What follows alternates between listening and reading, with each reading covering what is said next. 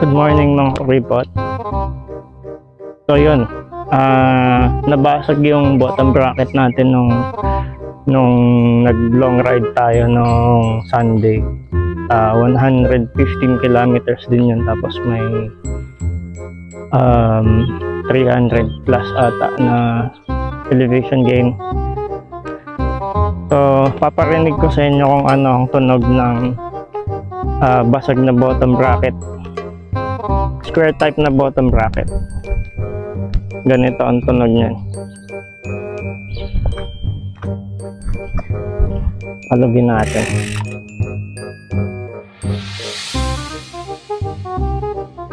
Yamete kudasai.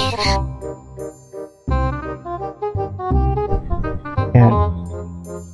Yun ang tunog ng basag na bottom bracket.